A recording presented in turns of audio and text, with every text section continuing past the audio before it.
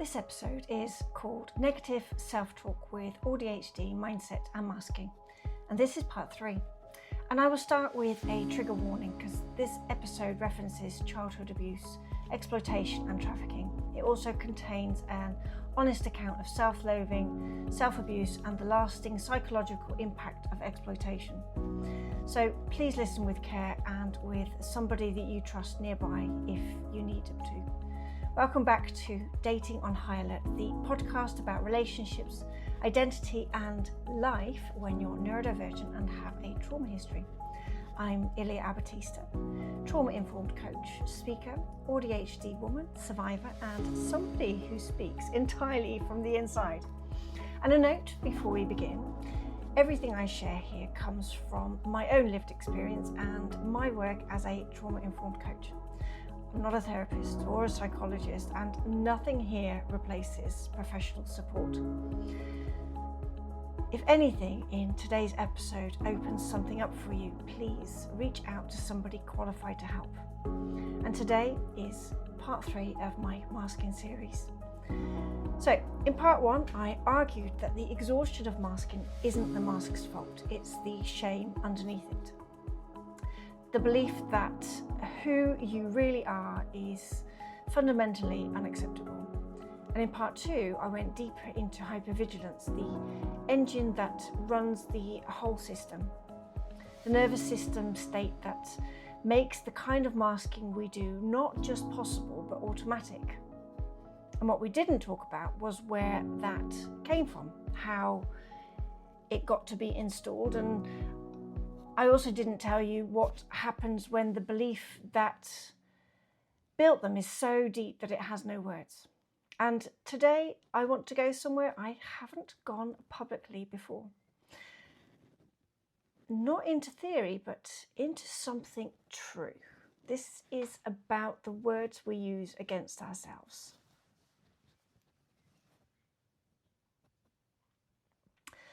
And I want to start with something that you'll probably recognise immediately. We've all heard it. We've probably all said it. I'm an idiot. I'm so stupid. What's wrong with me? For goodness sake, why can't I just do one simple thing? The thing that you mutter under your breath when you walk into the kitchen for the 3rd time and you come out with nothing again.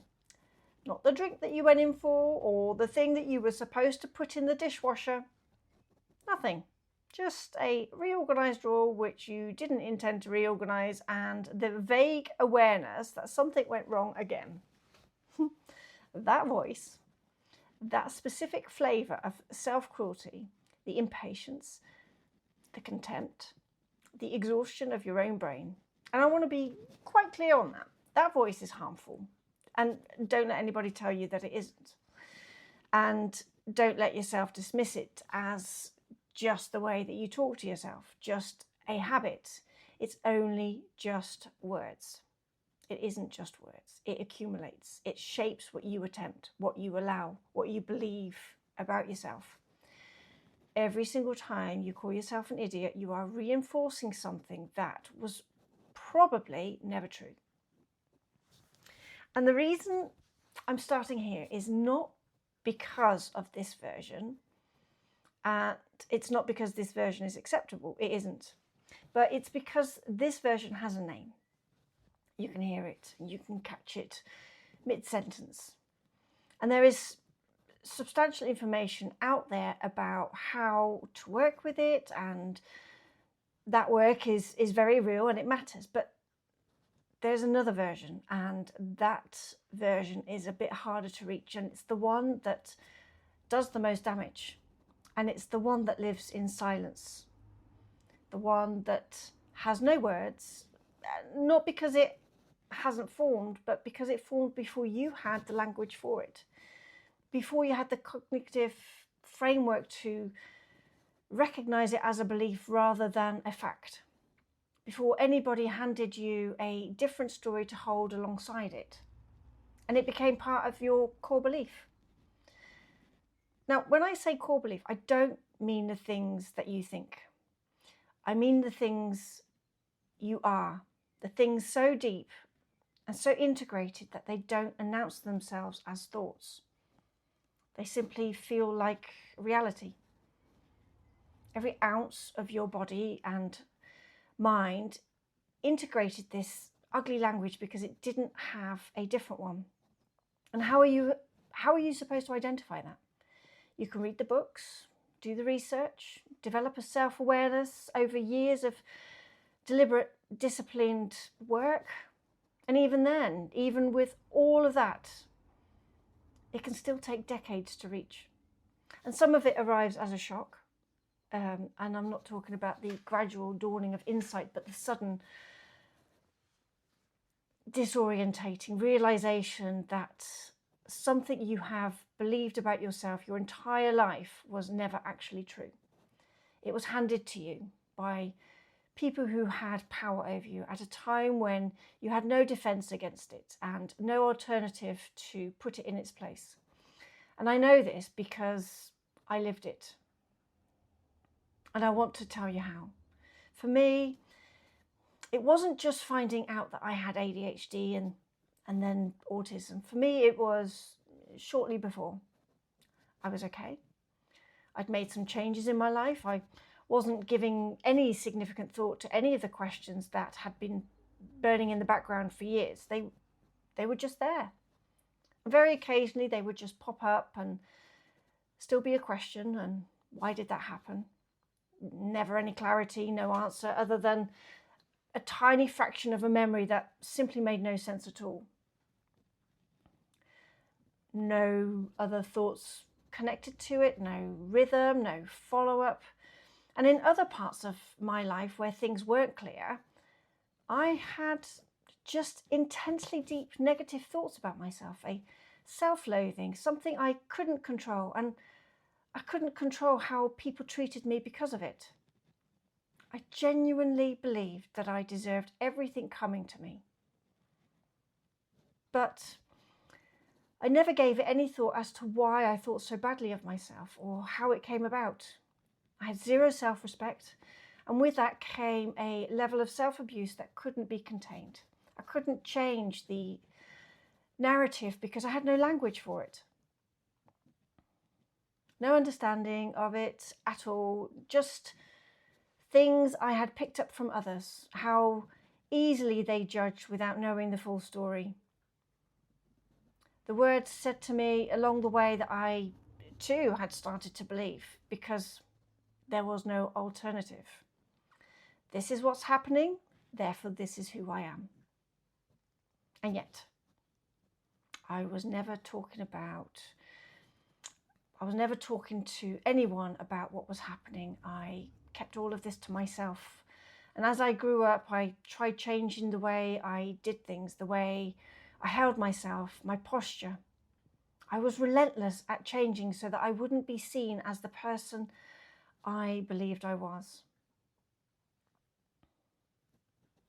How incredibly lonely and sad it must have been for that child. And I say that in the third person because even to this day, I struggle seeing myself as that child. I disassociated and I am still learning to become one with my younger self. And I want to stop here for a moment because I don't want to tell this story only as a story of damage. Changing the way I held myself, it worked. And I mean that without any qualification. It genuinely, significantly worked. People stopped bullying me. People saw me differently. I became somebody who was taken seriously, somebody people stopped underestimating. I developed techniques through sheer observation and necessity that I still use today at 52 because they are still effective. And that is not a small thing. That is a child with no framework, no diagnosis, no support, no one intervening, figuring it out through intelligence and will that she could change how the world responded to her by changing how she held herself in it. And that worked. But I was still carrying the cracks within that posture. Most people couldn't see them. Most people were fooled, and I don't mean that unkindly. I mean the mask was doing its job. But the people who wanted to harm me for their own gain, they saw it. They always see it. And that's what they're looking for. That's the specific thing that they are scanning for, the crack in the foundation. The belief underneath the posture that says at some level that this is what happens to somebody like me, that I don't deserve, that I don't quite deserve protection, that I won't fight back in the ways that matter. Changing how you hold yourself changes how most people read you, but it doesn't change what you believe about yourself in the quiet, in the dark, in the moments when nobody is watching and the posture relaxes and the real thing is still there. And the people who are specifically hunting for that belief, they find it. That's not your fault. It never was your fault.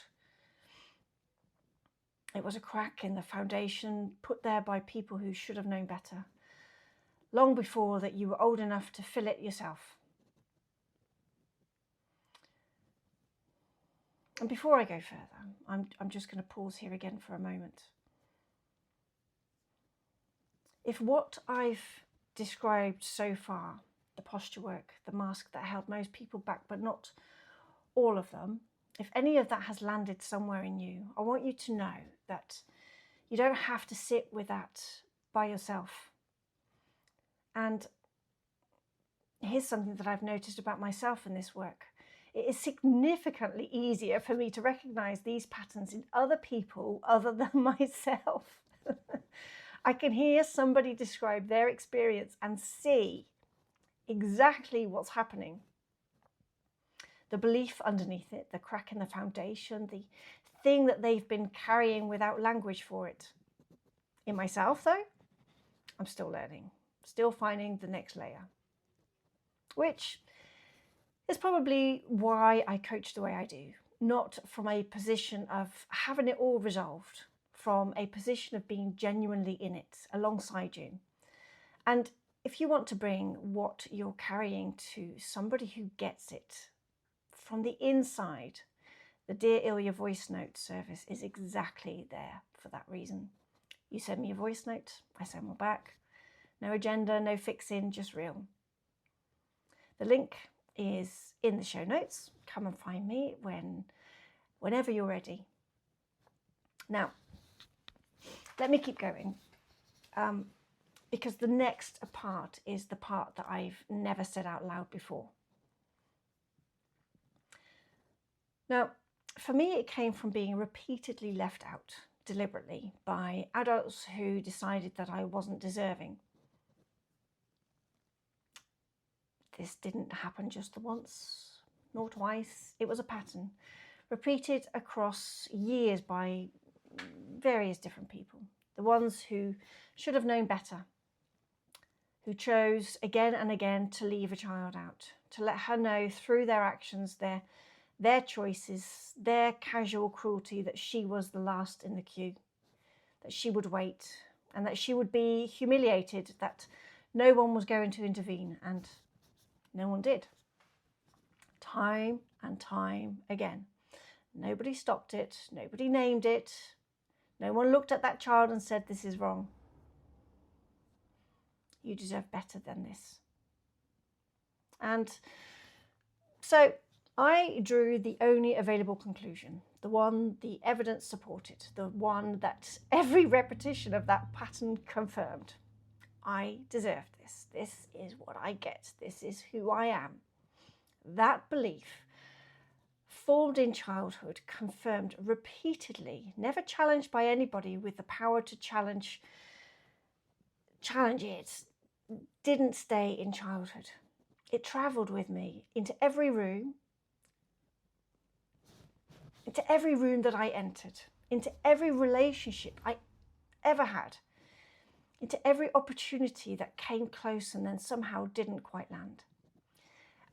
And then came the circumstances that confirmed it most brutally of all. I was exploited and trafficked.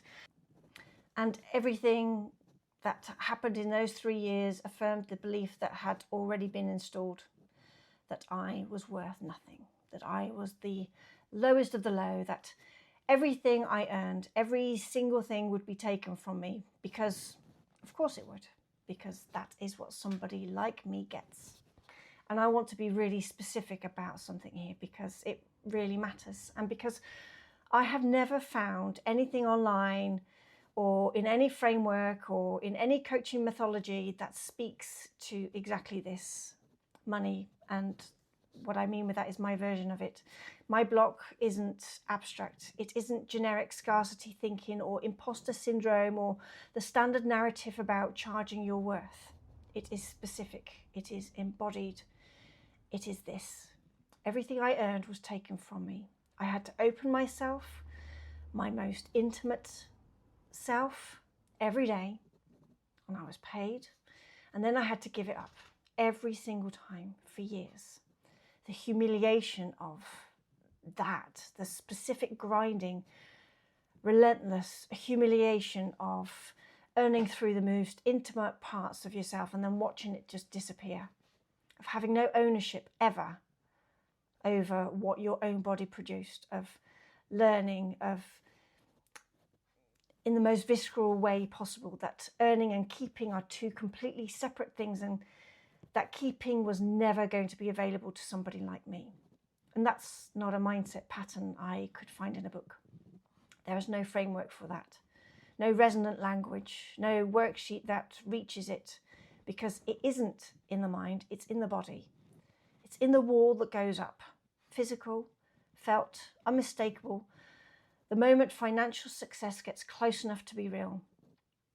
I feel it as a break, a wall, the body engaging before the thought even forms. And I've done some extraordinary mindset work in my life. I mean that without false modesty. It was fundamental to my masking. It enabled me to build businesses, win awards, survive things that were, well, that shouldn't have been survivable. It's still working in almost every area of my life. But this one thing, this specific thing, it has lived below the level where mindset goes until now. And I said earlier that there is substantial information out there about obvious versions, you know, the I'm an idiot version, the inner critic that you can hear. Money mindset is also already out there too, but not in a way that resonates with my particular truth. And I want to say clearly, that work is real and it matters. And if you can catch the thought, you can name it, challenge it, begin to introduce a different story, do that work. It's not nothing. But for those of us whose cruelty to ourselves lives in silence, whose core belief formed before language, before consciousness, before we had any way to question what we were being told, the standard toolkit doesn't reach far enough, because the belief isn't sitting in the thoughts waiting to be challenged. It's in the nervous system, in the body, in the automatic responses that fire below the level of conscious thought. You can know intellectually, cognitively, completely that you are worthy, that you deserve good things, that the story you were handed was never true, and still feel the brake engage, still feel the wall go up, still find yourself acting from a place that says, at some level, in some quiet corner, that the mindset work hasn't reached yet. This probably isn't for somebody like me. I'm not a failure, and it's far from being weak. This is a nervous system doing exactly what it was trained to do, protecting you from outcomes that, in circumstances that were real, getting close to something good meant something bad was coming next. The body remembers. Even when the mind has already moved on, even when the circumstances were or are completely different, even when you're safe, which is why the work that reaches this level isn't just mindset work. It's body work. It's the slow, careful, sometimes uncomfortable process of turning attention to where the belief lives, not in thought, but in sensation, and staying with it long enough that something begins to shift.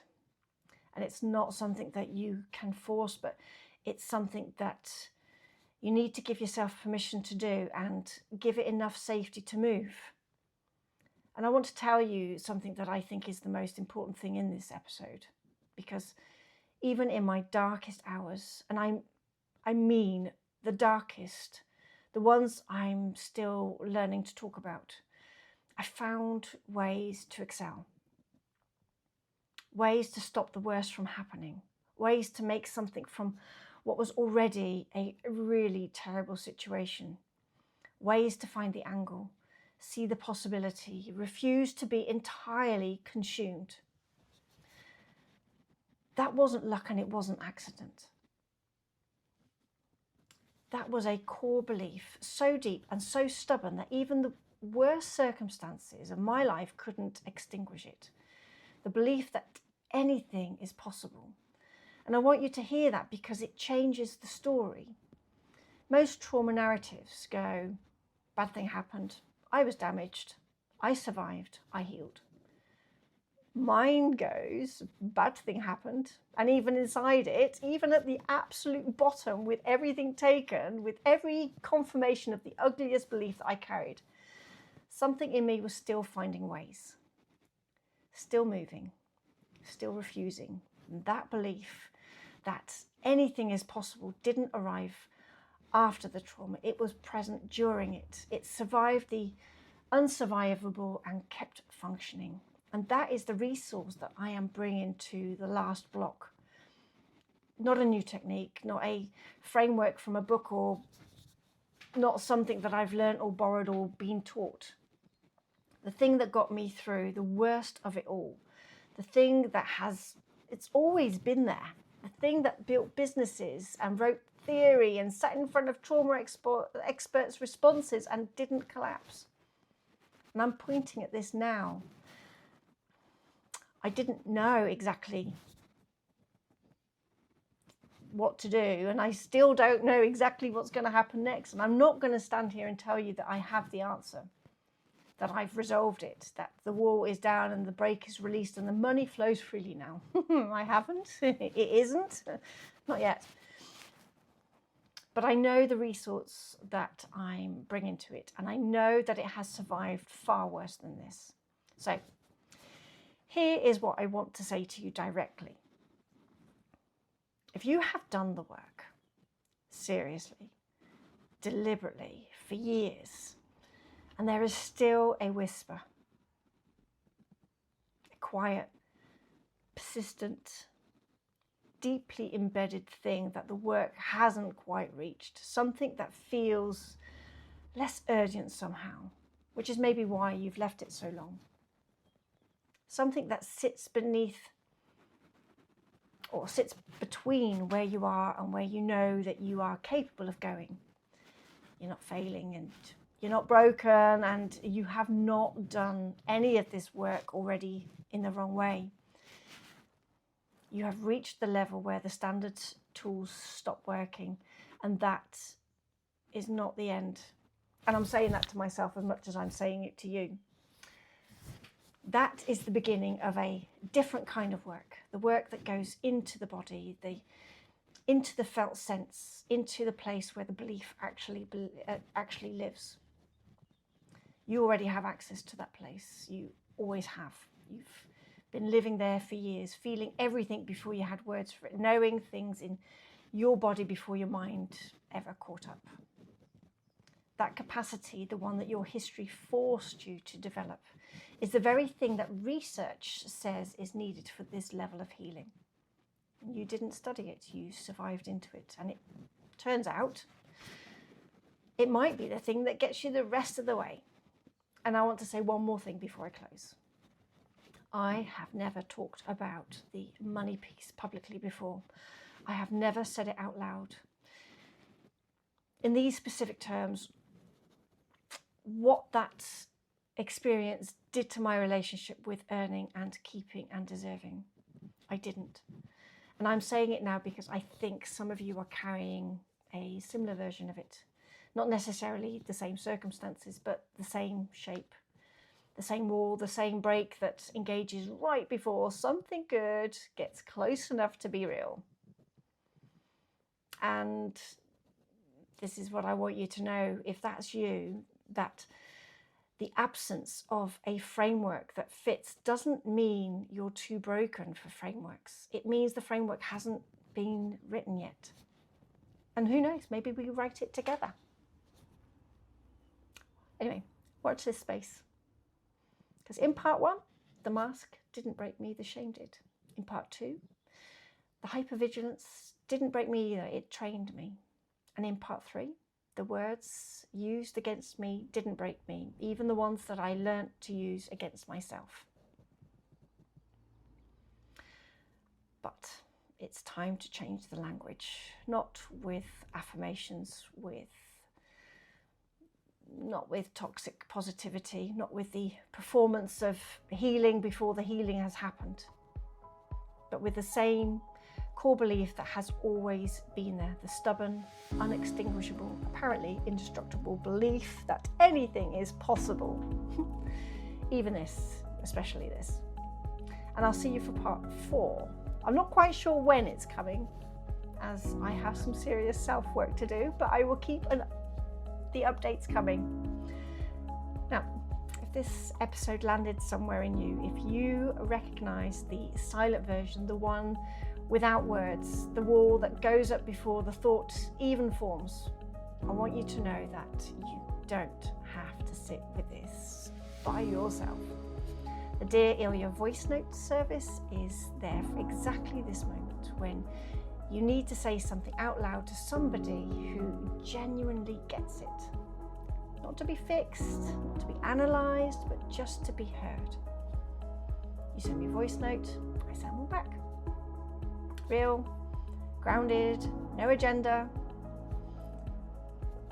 If you're ready to go deeper into the body-based work of what lives below the mindset level, that's what my one-to-one coaching is for. It's at your pace, in a space built for brains and histories like yours.